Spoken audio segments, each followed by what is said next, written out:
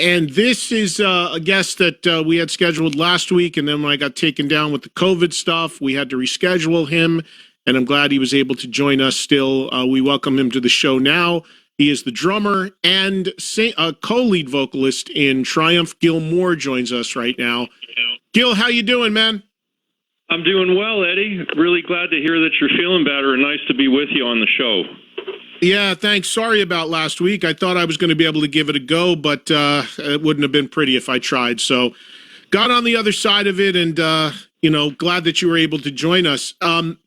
Because I know you were supposed to be on last week, and I'm assuming that I'm checking the timeline on this. The documentary and its availability, that actually premiered last weekend, correct?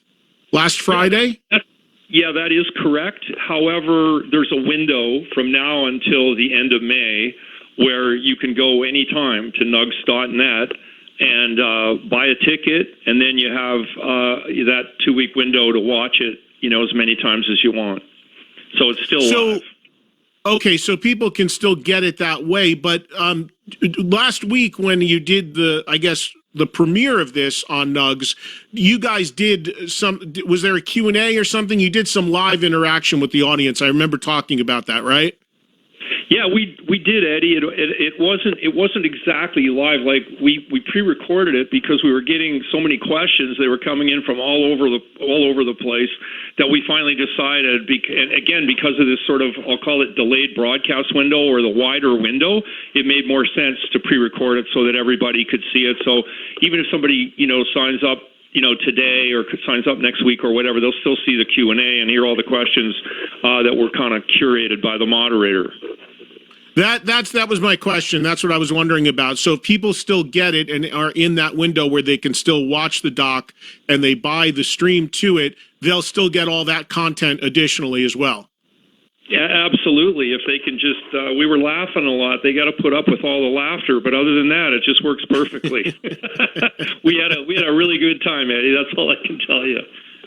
Well, you guys, I remember when I came to Toronto about 4 years ago, and I got you guys all together in that studio, and we all had a good time there and did this very show actually 4 or 5 years ago. It seems like no matter how much time goes between you guys connecting and seeing each other, when you all do get in the same room, and I've seen this often with bands, it is a lot of laughing. It is a lot of reminiscing, right? Humor is the number one piece of glue that was our fourth member that traveled with us everywhere we went from inception of the band. And when the film directors came to me and said, in this documentary, Gil, is there anything that you care about deeply that you really want to see in the film? And I said, well, obviously we want it to be kind of a tribute to our fans, but one of the most important things is to make sure that there's a lot of funny stuff, because that was really Triumph. If you saw Triumph backstage, it wasn't so much, the debauchery associated with a lot of groups. Ours was more, me pouring orange juice over Mike Levine's head, or, Rick Emmett running around with his underwear on his head, chirping us. I mean, it was just, we just carried on like, the Three Stooges backstage, because it was the only way we knew to stay sane on the road. Otherwise, the road just kind of eats you up, and you see it with so many musicians. But humor and just not taking the whole thing, other than the music we took seriously, the show we took seriously, but other than that, not taking it seriously and really cutting up a lot in the locker room, hey, that's what kept Triumph going. Gil, the documentary was done a little while ago. I know that it played in Canada, I guess, on TV, because, of course, we have Canadian listeners as well that listen every day. And I know that they had seen it there. And the American audience had kept asking me, when can we see it? Now we have that answer. You got to go to nugs.net, and you can sign up and watch it on the stream. But tell me about, and I know this might not necessarily be your domain so much, but with this being done and the rollout of it, has it been challenging to get it distributed out there in the ways that you want it to, or has the rollout been pretty much what you expected? And what's the reaction been like to people who have seen it already? Well, the two questions they're really good ones, and first of all, we don't. The band obviously doesn't control the distribution, and up here in Canada, Bell Media had they wanted to put it like in prime time on Saturday night, like right up against the hockey game nationally. So it was on free TV here, and we couldn't control from our vantage point. We couldn't control the rollout. They also have a digital stream up here called Crave, which is kind of the equivalent of like a Netflix or something like that. And they wanted to get going with it, and they wanted to get it out. We would have preferred to make it, international, synchronized internationally, but that wasn't possible. COVID has slowed everything down, even in distribution. As you know, everything is kind of haywire. So it's been in steps. We did the Toronto International Film Festival. Then we did Philadelphia International Film Festival. I believe it was Sarasota International Film Festival. So those were two American festivals. Now the Nugs roll out. And following this, I'm thinking it's going to end up probably on one of the big streamers, probably be available on Amazon Prime or Disney or something like that. Those deals I'm not privy to right now, but I'm told that they're in the works. Right. And of the people who have seen it, what's been the biggest reactions? You said you did this Q&A, which people will see if they get it on Nugs, and you got a lot of questions. What's the primary question that you're getting hit with now that this has been out there a little bit? The reaction to the film, honestly, Eddie, and I got to give full credit to the directors, Sam Dunn and Mark Ricciardelli, who did the editing and directed most of the edit as well. And Don Allen, who was the original, our video director, who got this off the ground. I got to give them the credit. The band really, we participated in the film, but it was like a bunch of puzzle pieces, when you were in grade 5 and you got a puzzle for your birthday and they're all on the kitchen table and you finally assemble them and you see a picture of a horse or something. That's what it was like with the film. We just saw it in bits and pieces. These guys did an amazing job. And the reaction to the film, the credit goes to them, and it's been overwhelmingly incredible. That's all I can say. Like the emails that we've received and just personal interactions and the rest of it, people have said I was laughing, I was crying. I've never seen a documentary like this. It wasn't the same old boring, just an interview with the band kind of thing. And I really think that the group of characters that are in it and the twists and turns it takes, it's like being on a ride at the Midway and just going around all these sharp bends and sharp hills and dales. It really takes you for a ride. And what have the fans asked the most coming off of this that have seen it? Early on, is there a moment, and of course I've watched it and I saw it a little while ago, but is there a moment that the fans are really responding to? Are you getting the most questions about from the doc?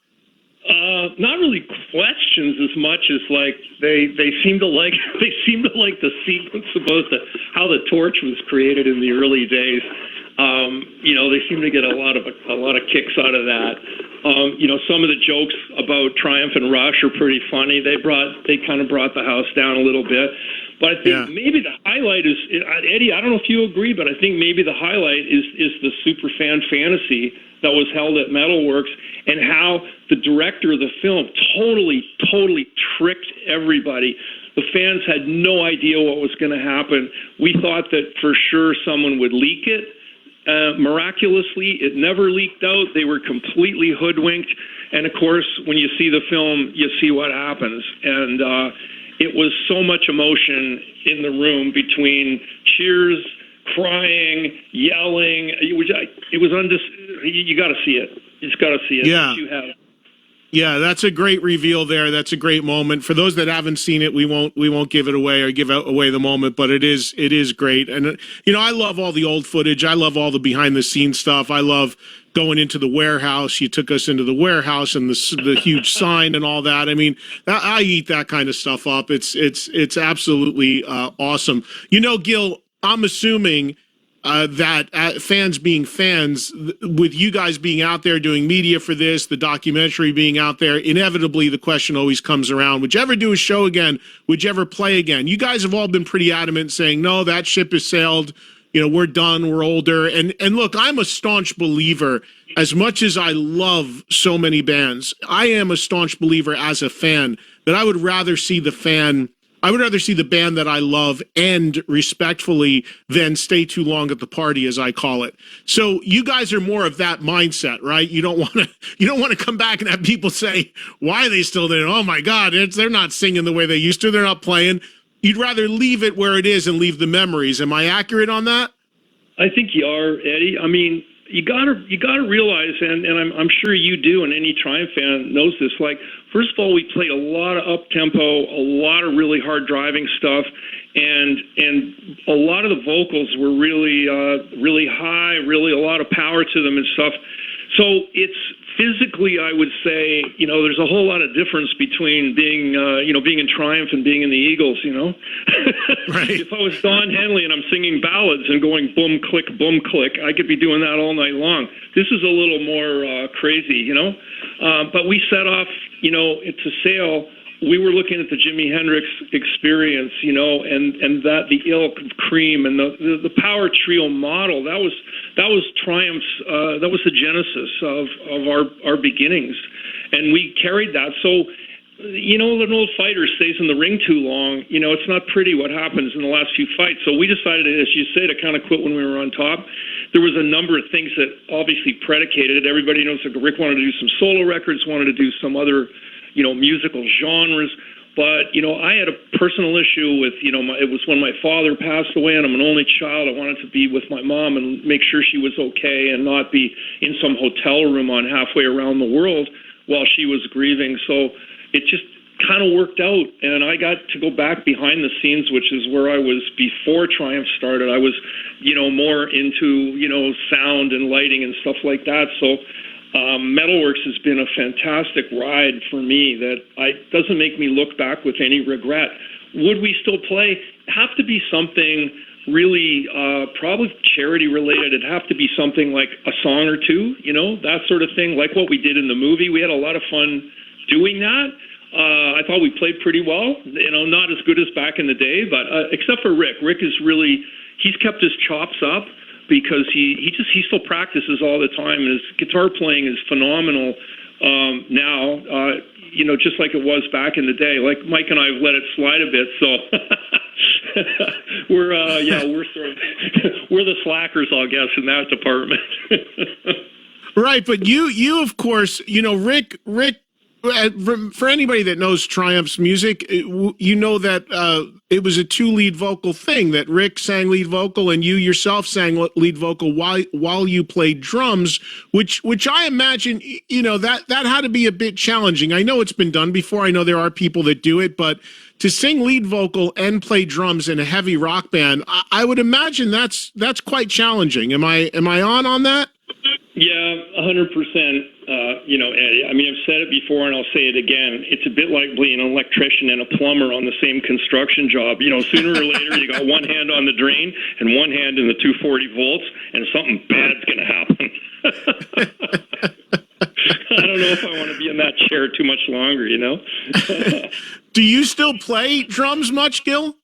Not much. I still, obviously, I love the instrument, and I've still got two of my kits here at Metalworks Studios, and every now and then I go and, I flip around a little bit on them and stuff. But, really, my life is consumed now with, the whole aspect of Metalworks, the education, the school that we've started, and we're teaching young people, and getting to watch their careers blossom and so on. And still our AV company now, of course, that tickets are back on sale. Like they're going like one-arm paper hangers. Like we're doing shows, 3-4 shows a week.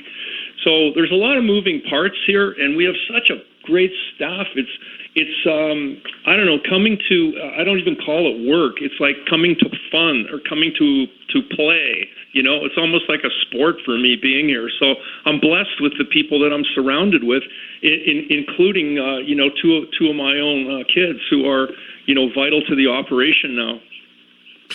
Just for folks that haven't followed the story, you started a studio many years ago called Metalworks, which is what you're talking about right now. And I'm curious. It sounds like business is good for you, but Was there some lean and scary times? Because the story of recording studios with the rise of technology, many went out of business, many suffered, especially with people making records at home and on their computers, in their bedrooms. Not that it's the same, but we all know studios took a big hit. A lot of them in New York City and LA closed.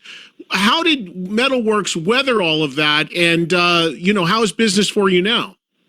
Well, I think part of it is just the length of time and the diversity of your clients. So, Metalworks Studios has been going for 40 years. Like, we're the oldest studio in Canada. We're in the GTA, Toronto, in Mississauga, rather, adjacent to Toronto. So we're in a massive, massive market. And we've had a mix of clients like the superstars like Drake and Guns N' Roses and, the like, that Prince that have come through here have really given us like a sort of an international reputation, and plus all the domestic artists, the Tom Cochrans and, Anne Murray and tremendous Canadian artists that have come through. But we do a lot of community work. So, we're involved with like the Mississauga Arts Council. We're involved with some of the community live events and so on. We try to, be good corporate neighbors. And because of our, our school and our live event side, like, we're kind of a well-rounded company. So, the only real massive hit we took was, like everyone else in live, being basically having all the shows shut down for 2 years.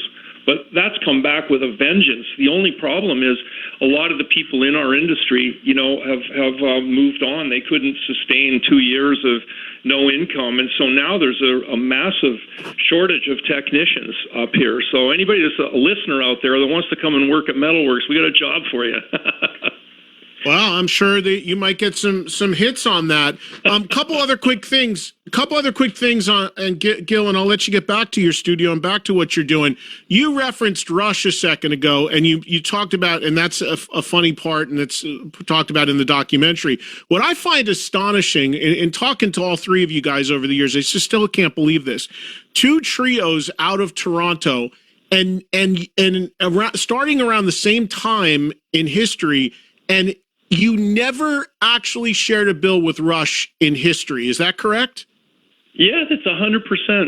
And the funny thing is, because we were touring at the same time, as you said, and we were touring a lot of the same venues, it would be, you could be like in, Albuquerque, New Mexico, and like, Tingley Coliseum, and it'd be like Rush, and then 3 weeks later, Triumph, both from Toronto, but strangely enough, we never ran into each other, in travels and stuff, even though, we would see the guys occasionally, in town here.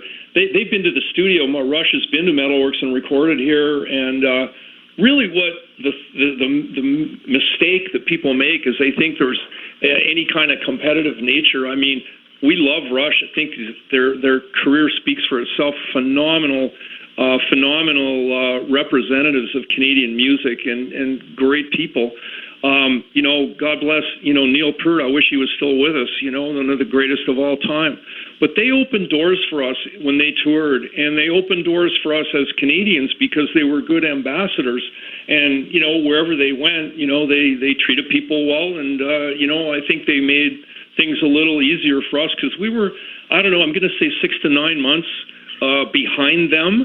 And every time that, whether they would be breaking in Cleveland or something before us, and the next thing WMMFs would take a closer look at Triumph. So wherever it was in Texas, Detroit, you name it, it always worked out that, we were getting, I guess, a tailwind we were getting from the Rush onslaught of America. So it's kind of great the way it worked out. But without giving it away, I think that the scene in the movie, the Rush scene, is very funny.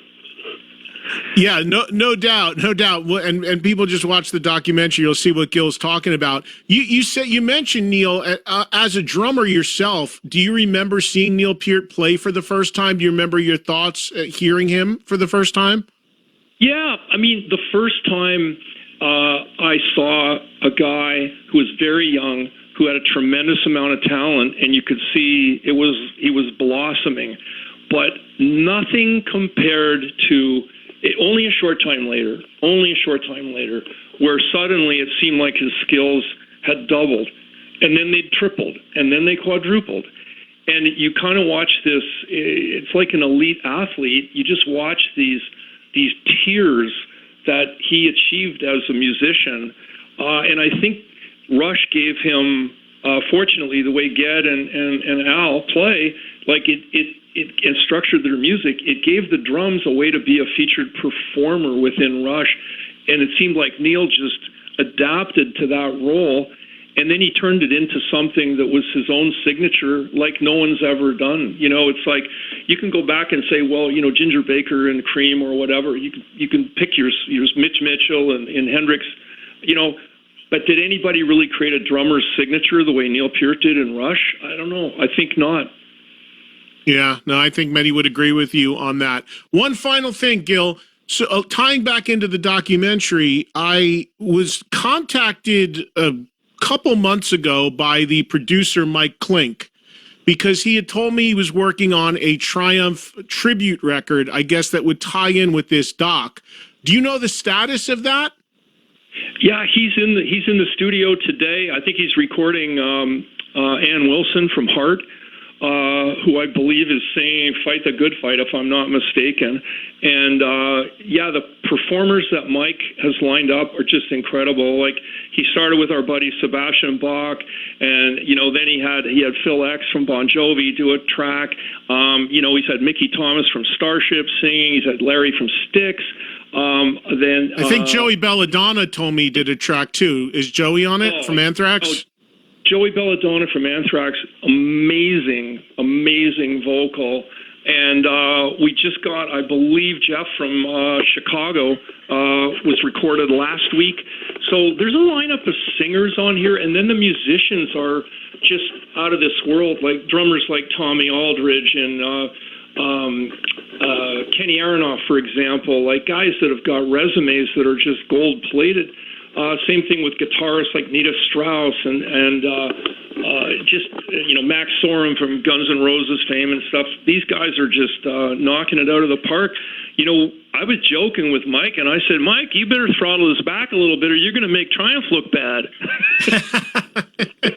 Well, you know what Mike told me? When Mike contacted me about it a couple months ago, he told me that the problem that he was having was finding singers to want to tackle the Rick Emmett vocal stuff because it was so high and nobody wanted to go there.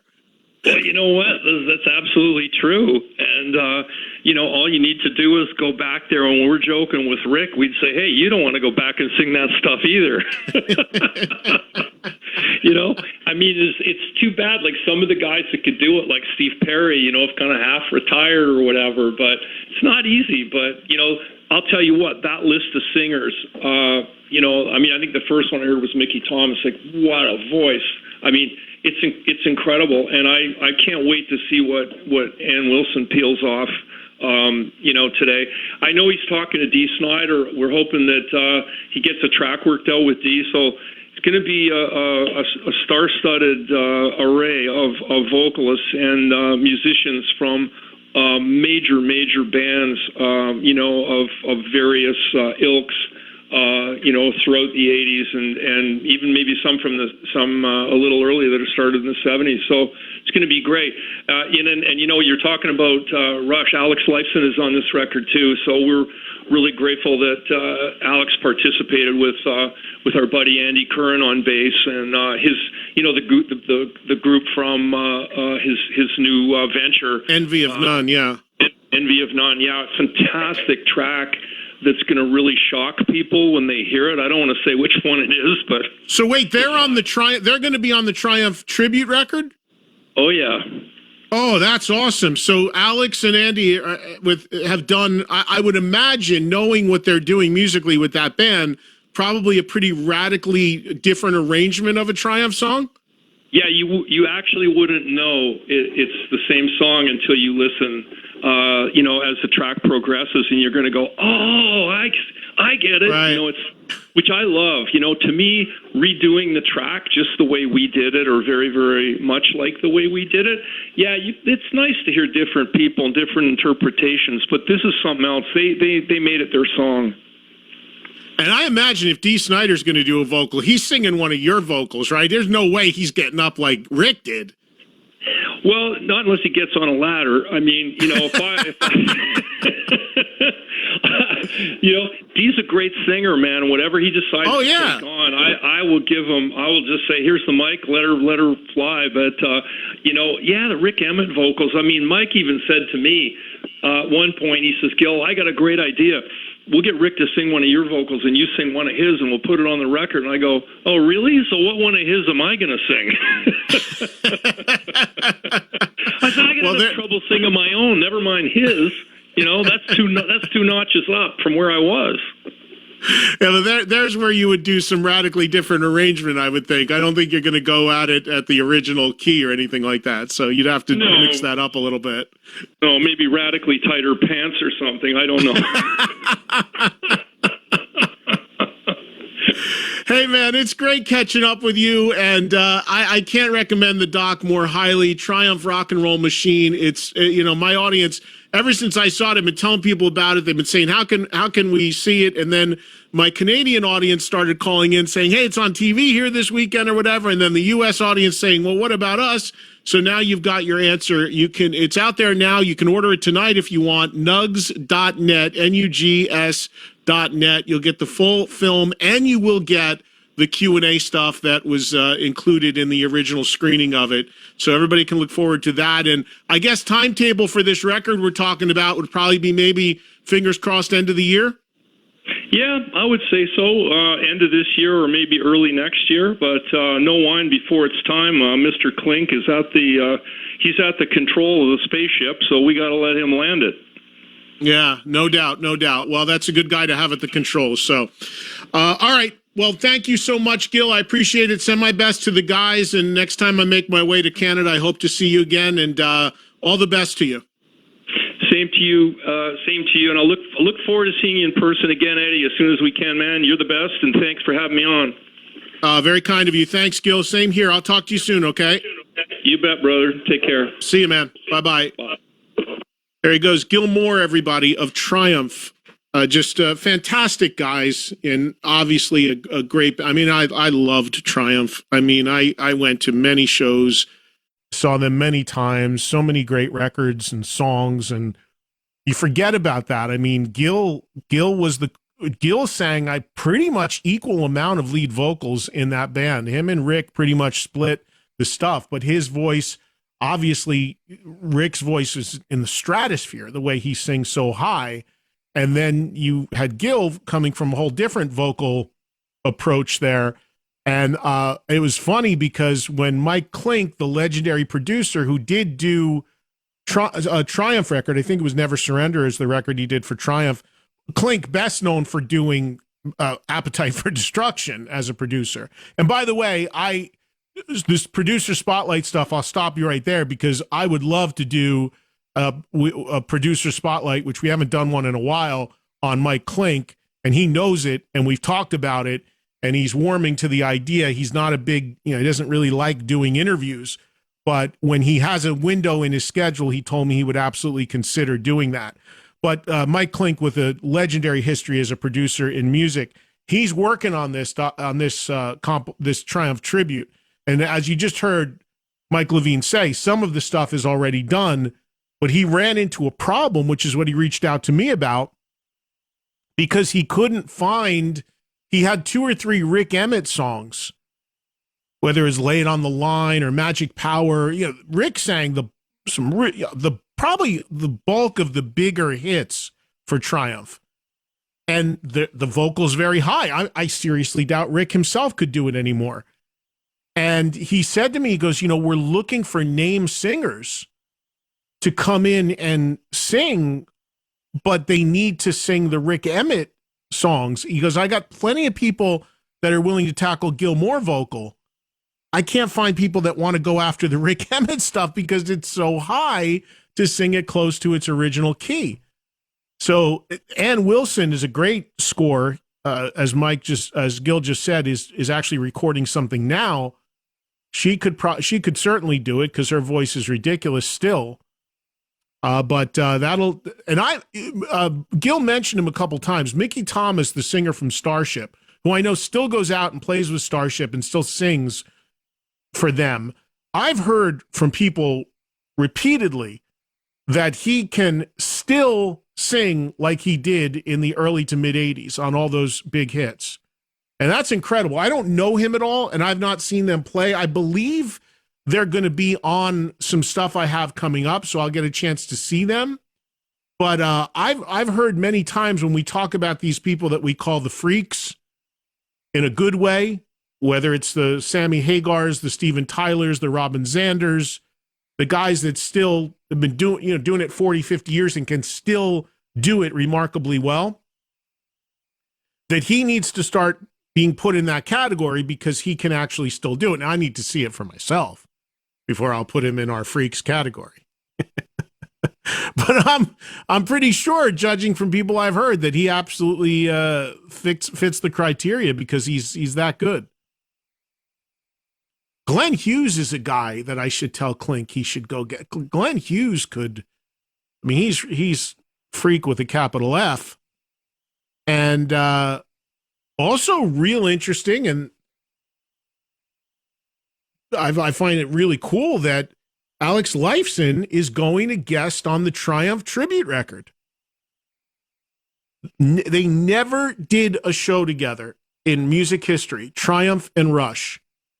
Two trios, same timeline, same part of the world, never shared a stage, a bill, nothing. It's crazy. But as you heard Gil say, there was never any beef or anything. It was just the way it happens. And now Alex is going to show up on the tribute. I think that's awesome. Thanks to Gil Moore of Triumph.